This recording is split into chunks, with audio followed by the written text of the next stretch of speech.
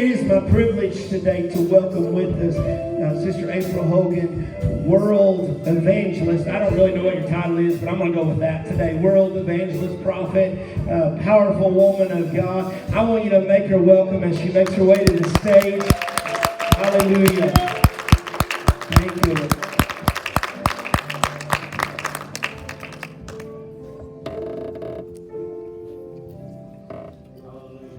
First off, I just want to say I don't take it lightly to be standing back here behind this pulpit. I take it as an honor, and I just want to thank the man and woman of God of this house for having me here tonight. I want to thank God for the opportunity to stand here and to represent Him, because it's not me standing here, but it is God. God is going to be the one talking tonight, not me. God, I want God to have His way, because I'm nothing without God. I am just a vessel, and I want to pray that God empty me, that I bow, that He may be lifted up in the name of Jesus. I bow in every hindrance, everything in this room that doesn't line up with the Word of God must bow, so God can have His way. Let the angel of the living God touch my lips with the coal of fire and purge me, that I only speak what God would have me to say. Holy Ghost, have your way in this house, in the name of Jesus. I'm going to tell you, He's been so good. He's been so good. I've been in prayer for the last week, but the last 2 nights I've laid before God in my prayer room, and I've been praying, and God's been laying on my heart, and He told me, He said, April, go to 1 Kings, and I began to search it out again, and God told me, He said, we are living in the last days, and that there is a decision that must be made. God said, just like when Elijah, He told him, He said, bring all the prophets of Baal up to the Mount of Carmel, and He said, bring all the Israelites up here, and all the prophets that eat at the table of Jezebel, bring them all up here. And he looked at every one of them, and He said, how long will you halt? Or how long will you waver between two opinions? If God be God, let Him be God. If Baal be God, let Baal be God. But the God that answers by fire, let Him be God. I'm going to tell you something. The God we serve is mighty. The God we serve, mountains melt like wax. The earth begins to shake and groan when God steps on the scene. I'm telling you, God's doing a work in these last days. As I pulled up in the parking lot, I felt the presence of God so strong. I'm telling you, God is in this house. And as you look around, there may not be very many people in here. But as I told the pastor at the beginning, God is separating the wheat from the tares. He is separating the wheat from the tares. I feel the fire of God right now. I'm here to tell you something. And I got to be obedient. Pastor, God said, you stepping out and doing what God had you to do and taking and putting your place yourself in this church. God said He's doing mighty things because you had to separate yourself, because you know what's holy and what's not, and you refuse to compromise, and you refuse to bow, and because of that, God said, my glory is in this house.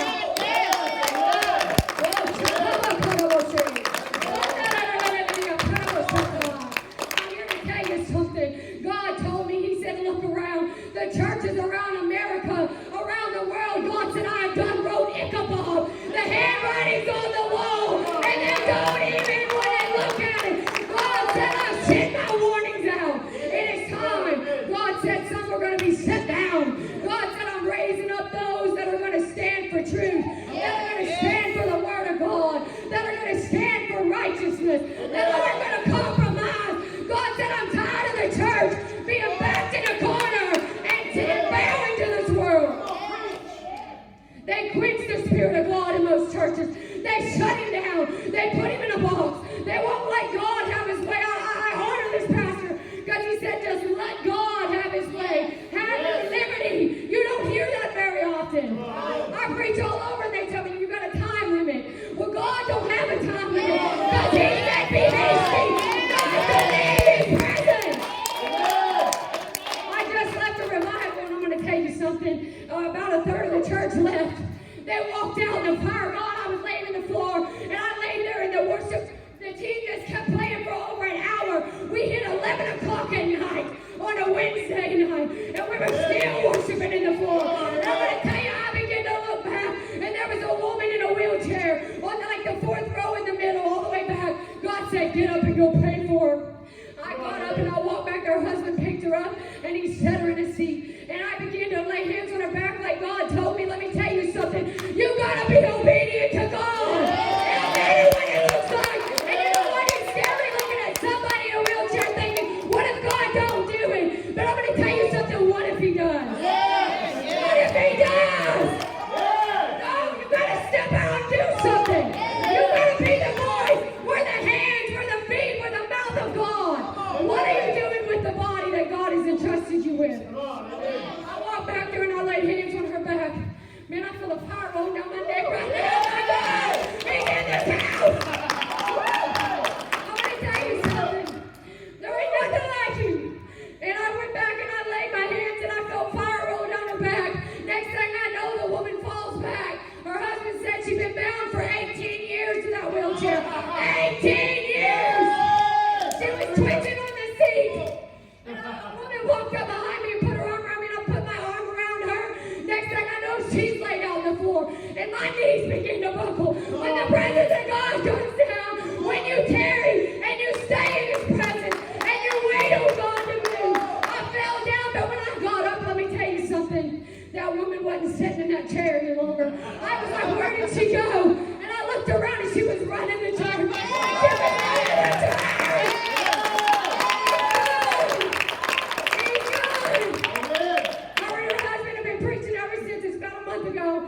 She said, her husband told me, he said, my Lord, I can't keep her down. I can't keep her down. All she wants to do is go. When God gets a hold of you, you don't want to sit still. When you really seek God's face and in the same revival, I got to brag on God because he's faithful. A woman came in and sat on the front row. She was probably 86, 87, and her grandchildren brought her in. And she was sitting there, and we had a prayer line up front. All the ministers got up front to pray for people. And she got in my line, and I had no idea the woman was blind. I had no idea. She walked up. I laid hands on her, and I began to pray, and she fell out. And she began to holler on the ground and say, I ain't felt like this in 20 years. It's been at least 20 years since I felt the power of God like that. She got up on the floor, and she said, hit me again. God, hit me again, because I need a healing. And I didn't know what God began to tell me. He said, April, give her your testimony. Let me tell you something. I got to come down here. Let me tell you something. God, he healed my body many years ago. My esophagus shut completely down. I was 70 pounds, living in a hospital room for over a year and a half with an IV in my arm to keep me alive. Every organ failed, but I told him, they said, you're going on hospice. I said, I refuse that. I will live and not die. The word of God says so. He promised that I would go to the nations. And he's not a man that he shall lie. He's a faithful God. I'm standing here today. I'm alive and well because of God. The doctors, I'm going to tell you, 26 surgeries, I was tired. Many of you are fighting battles that is wearing you down. But see, it says in the last days, the enemy's coming to wear the saints of God down and bring great swelling words against the Most High God. But we got to stand in the face of the adversary. We got to stand our ground. We got to say, you know what? My God is faithful. And I'm going to tell you something. I said, let me out of this hospital. The doctors told me it's against our orders. I signed. I said, let me out. I was weak and I climbed to the edge of the bed, slipped my shoes on, made my mom drive me. They were having a revival across town. I said, get me to the revival. I got to get to Jesus. I know when Jesus was tempted, 40 days and 40 nights when he came out, he was tempted of the devil. It says that the devil came to him and he told him to turn the stones into food. Let me tell you something, I wasn't able to eat or drink for over a year and a half. I was starving to death. If I drank, I drowned. My esophagus completely quit. I talk about panic and overcoming fear and anxiety and worry. Let me tell you, the devil, every time your flesh will say, you can't do this anymore. But your spirit man has got to override and say, I can do it. Every day I got up to that table and I would shake and my mind would say, you're going to drown. I said, but what if today is the day? What if today is the day? Faith with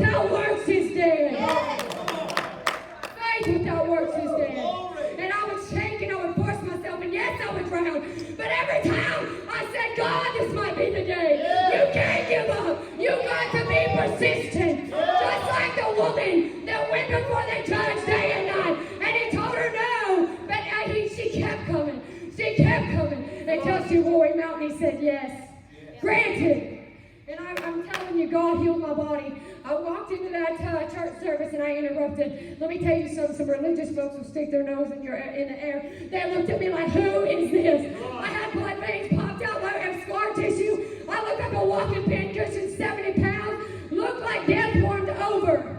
Walking in that door, it was silence. Worship completely stopped. They were looking like, who is this? But when you're desperate for God, there ain't nothing or nobody.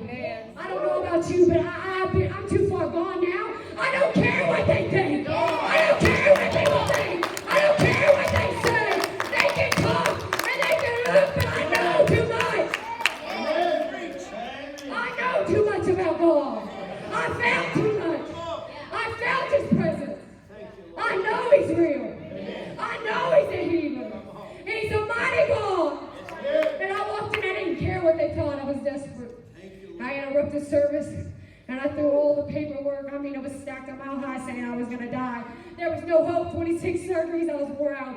And I threw the paperwork at the altar, and I said, God, I don't care. I said, just like the 3 Hebrew children. See, the problem is we only want to serve God when He can do something for us. But what about loving God unconditionally? So many people say, I ain't coming to church if you don't give me a new car. I ain't coming to church if you don't give me this. I'm so tired of hearing it. I'm tired of these preachers preaching and saying, drop $1,000. God said you can't sell the gospel of Jesus. Prostituting the word. It didn't cost me a dime. It cost him everything. It cost him everything. You can't pay for it. You know, too many of them want to sell it. And God's tired of it. Judgment's coming to the house of God. Judgment's coming to those ministers that want to sell it. Jesus didn't hang on the cross and say, drop me $500 for your healing. He said, by my stripes, you are healed. He said, I became poor so you could be rich. He said, I set you in heavenly places. You reign in life as a king. He didn't say you had to pay. He paid it. He paid the price. He paid the price. And I'm going to tell you, I walked into that church, and the lady, one woman, comes off the keyboard. Everybody else is staring. And she began to pick her microphone up, no music in the background. She began to sing Break Every Chain. Folks. And I'm going to tell you something. I told God I began to cry and lift my hands. She stood right before me, and not a man touched me. Nobody touched me. But this fire began to roll down my chest. I felt the anointing of God, and I knew He was healing me. I lifted my hands and I said, God, just like the 3 Hebrew children, when they stood, the king said, you must bow. I told the devil, I said, be it known this day, even if my God don't heal me, I still won't bow. Amen. But see, the good thing is He is a healer. Amen. He does heal. He is faithful. Amen. He's a mighty God, and He cares about your needs. And I'm going to tell you, the fire rolled down. I went to the doctor the next day. They went down and they said, we don't know what you've done from yesterday to today, but you're completely healed. I've been eating a big ever since. I glorify God. I pray over a water. I pray over a candy bar. I give God honor for everything. Until you lose it, you won't appreciate it. We better thank God we can get up out of bed. Some people can't. We gotta thank God we got legs to walk. And they want to complain about coming to church when it rains. They want to complain about the pews. They want to complain about I preach in foreign countries. They don't have air conditioners. I got sweat running down my back. I preached in Mexico in mudslide. I had to take my shoes off. Mud all the way up to my knees. People falling out. They had to put chairs under them. I said, just don't worry about it. Let them get baptized and filled with the Holy Ghost at the same time. There we go. God's a good God. He's mighty. But that woman came up. I had to give my testimony. I had to be obedient. I promised God, every church I step foot in, I'll give it. I'll honor Him. He's a healer. I'm a miracle. If you need a miracle, I don't care what it is. I was on my deathbed. If God can raise me and make my organs that were failing and scarred and damaged, no hope, to come back and renew me until I'm healthy, there ain't nothing too hard for God. He raised me up from the dead. He's a mighty God. He's a mighty God. And many of you have things that you need. And I'm going to tell you something. God's been moving in this revival. God's been moving in this place. I feel fire. I'm telling you, I am on fire. The presence of God, I'm going to tell you something. The anointing's already here. It's God. God's doing something. If you got a need, I'm going to tell you, God is passing on. It's up to you. If you leave here messed up, it's on you. Because God's here. God is here. I'm going to tell you something. God is so faithful. Yes, God. I'm going to tell you something. In Elijah, when he went before all the prophets, he called them. God said he's raising up a remnant. He's raising us up as the body of Christ. That's what I've come. I have to be obedient because God told me, he said, speak what I have you to speak. And I'm going to tell you, God said, I'm going through and sifting the wheat from the tares, and I'm raising up those. There will be a distinct difference. Wheat bows, tares stand straight up. They're proud. It's all about them. It's me. But no, it's about God. It ain't about you. When I step here, I don't take this lightly. I am blessed that God chose me to carry the word.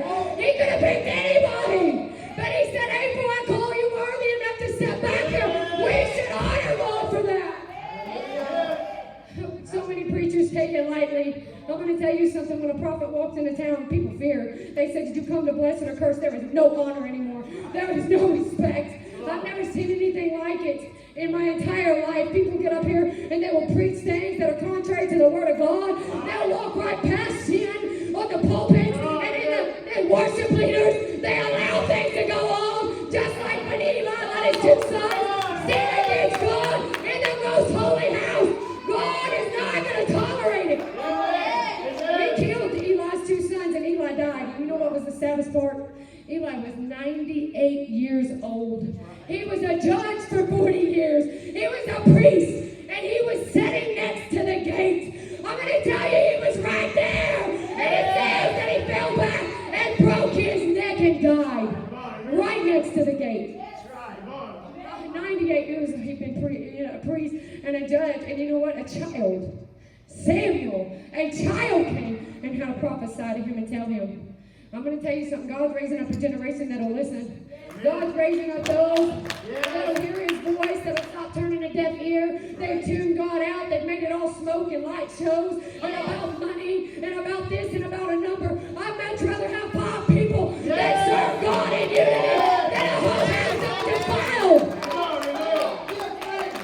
I'm telling you right now, God said the house of God around the nations are so defiled. There is filth. I'm not talking about sinners that walk in that need Jesus. I'm talking about those that attach the name of Jesus, that step up here on a pulpit and a holy altar of God, and they sit and live like Sodom and Gomorrah.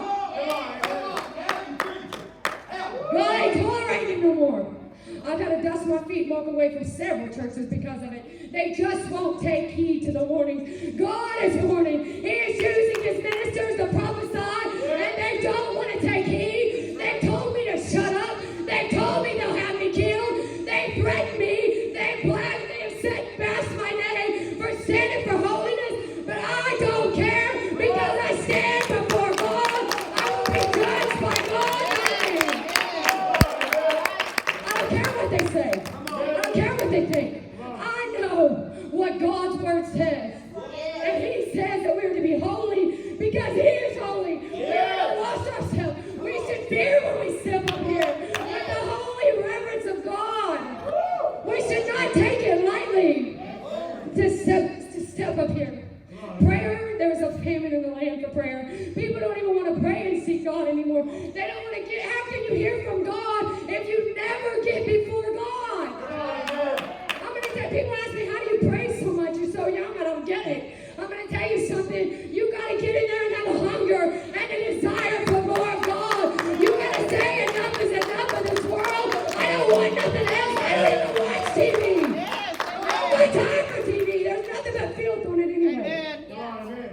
You can't turn the radio on, you can't do nothing. I can't even watch the news. All I do is read the word. We're living in the last days. We got to know this word. Amen. God said the reading of the word washes our mind. Yes. We got to have our mind washed daily. We live in the flesh. Our flesh fights and wars against us every day. Amen. And every day is hard. I'm going to to tell you, there's many a times I've seen people do things in the house of God that's abominable, things that I could never, I just can't understand it. And God's giving me warnings to go tell them, and they wouldn't take heed. And everything you do just wants to shake them. You just want to say, just wake up! Wake up! It's a fearful thing to fall in the hands of the living God. Oh, judgment is coming to the house of God first. I'm going to tell you, I watched it. I see this hand come down from heaven. And God said, everything that is hidden, I am uncovering. I watched him scoop on the ground, and he overturned some churches. The churches were upside down. I said, God, what is this? He said, I am going to shake everything that can be shaken. I'm going to overturn everything that can be overturned. God's exposing the enemy. You're going to know who's real and who ain't. I don't care what kind of name. I don't want a name. I don't want a name. I don't want to be famous. I just want them to see Jesus. I want souls saved. And it ain't about money and riches. I told God I'd rather live in a cardboard box and see souls saved than have all the riches in the world and not reach nobody. People are leaving disappointed out of churches. They're leaving broken, and they're leaving hurt, and they're leaving messed up. They're not leaving fixed and healed. We are to be a hospital for the broken. We are to be there for them and lift them up. We are to help them. And God says that we are to be there for them. The church ain't. I've never seen nothing like it. They just turn a deaf ear and they say, we don't care about the cry of the sheep. The sheep's wandering off, and it's no big deal as long as there's tithing members in the house of God. That's all they care about. What about those that are leaving broken? That the blood is crying out. God said the blood, and I've seen a vision. And I'm being obedient because I know many are watching online. I'm telling you, I see many ministers standing before the throne of God, and blood was dripping, and they said, Lord, Lord, didn't we? And God said, depart from me, you worker of iniquity. And they were drawn off in a panic. They were panicking. I pray and I prophetically decree a wake up, a shaking in this nation, the foundations to be shook, that God will blow down every idol, and that we will rise up and dash to pieces every altar of idolatry and sin in the house of God. And to be the voice crying out. I'm telling you, God's looking for those that'll raise up. I know this is a hard word, but I have to be obedient to God. I got to do what he says. God is calling us. He says, we can't waver anymore. You're either in or you're out. No lukewarmer is going to spew you out. It's either in or out. I'm talking right or die. All the way. You're not just there when you feel good, but you're there when you don't feel like it. The rain or shine, baby. Do it all, you're there. That you don't love God with just conditions, but you love him unconditionally. That's how God loves us. I don't know about you. I don't want someone to love me with conditions. I've had that and they don't feel good. I want somebody to love me unconditionally. God loves us, and we owe him the uttermost respect and to praise his holy name and to worship him. He's the King of Kings and the Lord of Lords. He's fixing to split the eastern sky and come back and get a church that's made itself ready. Many are singing, I'll fly away. They ain't going nowhere. They're going to be set right there. It's a sad day when the devil can sit on the front row of most churches and feel comfortable and leave and say that was a good service. That's a sad day when the devil can leave and say that was a good service. You know, I'm going to tell you, there was a day when preaching was so strong and so hot that people would fill the altars, that they were so compelled. Smith Wigglesworth, I read this name. He was sitting on a park bench in New York in a park, and it said a woman sat by and didn't even know who he was, had no idea. And he was reading something, and it says that she fell on the ground and began to cry out and said, man of God, you compel me to repentance from the anointing that's coming off of you. I feel the power of God. She said, pray with me. She didn't even know him. I shouldn't have to say nothing. I get in a room and people are like, oh, I'm sorry, I cussed. I didn't have to tell them I was a Christian. They better see Jesus on me. They better feel Jesus on me. They better know that you're walking. You better look different than the rest of the world. The only way to look different, you spend time with God. Spend time in his word, spend time in prayer. The more you spend time with God, the more you begin to look like your daddy. The more you look like your impossible in the world. But you spend time in God's presence and some things will start falling away. Things will start bothering you more. You'll start feeling more conviction of things and you won't want to do them. You'll hate those things and want to press toward the mark. Jesus Christ, you won't want them things but I don't get it. So many people want to keep going back. I'm like, I don't want nothing back there. It's nothing but pain and heartache. I don't want nothing back there. The devil's a poor paymaster. I want Jesus.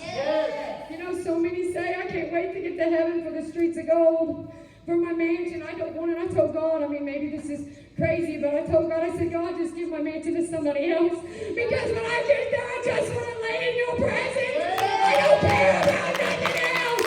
I had an earthly house. I had earthly things, but I want you. No more tears, no more pain, no more heartache, no more sickness, no more loss. Just peace in his presence. That's all I want. That's all I want is Jesus. I just want to lay at his feet. I just want to wrap my arms around the Savior. I want to tell him I love him and how much he does for me. And how much I appreciate him. He's brought me through so much. I shouldn't be here. I'm a walking testimony. I'm a miracle from God. Amen. I'm going to be obedient. I know this wasn't too long, but I want God to move, and God is wanting to move, and I'm going to move myself out of the way. And there are some people I want to pray with, and God's given me a word for several. And I just want to let God have his way, if that's all right. I feel God's presence in this house, and I know God's doing something tonight. I know God is wrecking the plans of the enemy. He's overturning every plot, every scheme of every enemy that's came, everything that's seeking to devour your destiny. God said it's got to bow. It's got to bow. Oh, yes, Lord. Yes, God, I feel God's presence. The honor in this house, I'm telling you, I can feel it. And I don't feel this very often. Amen. I've been all over and I don't feel this very often. The honor of God is in this house. God is honored here. And God is going to honor the ministers of this house for what they have done and because they reverence God. And though there be few, God said, I'm going to bring in the harvest. I'm going to take care of it. Financially in every way. Because you didn't ask. You didn't ask. You asked for wisdom and things to be able to lead people, and God said, I'm going to give you the rest. I'm going to give you the rest. I'm going to give you the rest. But I'm going to come and I want to pray if you guys can play some soft music or a keyboard, however you guys do it. It doesn't matter. I want to minister. I have a word for you, though, sister. As you were worshiping up in here and you were praising, I heard God. He said, I'm taking you to a whole nother level. I'm taking you to a whole nother level in worship, a prophetic worship like you've never been in.